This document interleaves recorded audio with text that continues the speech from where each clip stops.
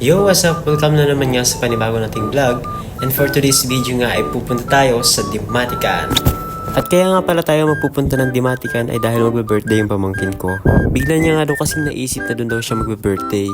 Kaya kaming buong pamilya ay bumiyahe kahit malayo. At sila ate nga rin pala yung nauuna sa amin dyan. At sila mama naman ay nauna na sa Dimatican. At bago nga tayo makarating ng Dimatican ay kailangan muna nating tumawid ng ilog. At medyo mahirap nga lang din kasi kailangan pang isakay ng bangka ang motor. Kasi under construction pa nga lang pala yung tulay dito. Kaya ganito muna pansamantala yung proseso ng buhay. Charot! Ay ng biyahe pala. Kinakabahan nga pala ako sa parte na yan kasi baka ako madulas ako o mahulog ako. Nangyari na rin kasi sa akin dati na nahulog ako sa bangka nung nagtawid ako ng motor. Kaya iniisip ko na baka mahulog ako sa'yo. Charot!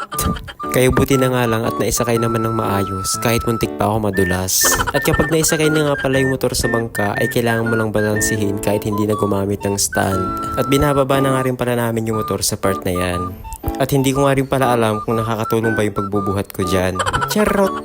Kasi pakiramdam ko si tatay lang nagbubuhat, taga-alalay lang ako. Charot! At ayun nga mga kacharot ay nakadating na tayo dito sa Dimatican. Ito nga rin pala yung bahay ng lolo at lola ko. At habang tinitignan nga namin ni ate yan ay naaalala namin yung childhood namin. Kasi tuwing lumalabas ton si mama ay dito kami naiiwan. Wala nga rin palang kuryente dito kaya puro solar panel lang ang ginagamit nila. At pumunta na nga rin pala kami dun sa bahay ng tito ko at nakita ko tong pamangkin ko na nagkukwento ng spokening dollar. Charot! Habang nagduduyan sila ng lolo niya. At nandito nga rin para sa loob yung dalawa kong kapatid at yung dalawa kong pinsan. At pupunta na nga rin pala ako ng kusina para tignan kung anong lulutuin nila mama. At shoutout nga pala sa tita ko at kay mama na magpe-prepare ng mga lulutuin. At medyo nahihiya nga pala silang mabidyohan dyan kaya sila tumatawa. At ito nga rin pala yung lutuan dito na kahoy ang panggatong. At bumalik nga pala ako sa sala para mag mirror shot. Charot! Iyan kasi ang pambansang shot ng mga kabataan ngayon. Charot! At pumunta na nga rin pala kami sa likod ng bahay para manungkit ng mga buko. At shoutout nga pala dun sa tito ko na siyang taga-sungkit ng mga buko. Marami-rami nga rin kasing puno ng niyog dito sa likod nila. At nagsimula na nga rin palang magkudkud sa atin ng mga buko na nabiyak nila. Marami nga rin pala silang nakuhang buko kaya halos isang timba yung naipon nila. At mag-uuwi nga rin daw pala si ate sa bahay para pang ice candy niya. At ang naiambag ko nga lang pala dyan ay video ng video. Charot! Tumulong din naman ako sa kanila. At pagkatapos nga namin kumuha ng buko ay kumain na rin kami. Tapos na nga rin kasi magluto sila mama.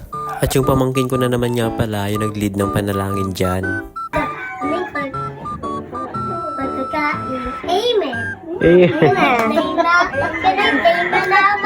At tapos na nga rin pala kami kumain sa part na to. At maya-maya nga lang din pala ay babalik na kami sa bahay. At yung birthday nga rin pala ng pamangkin ko ay sa Lunes pa. Nag-request nga lang kasi siya na pumunta dito para mag-birthday. At pag uwi na nga namin ng bahay ay pumunta na kami ng dagat para sa picture taking ng birthday niya.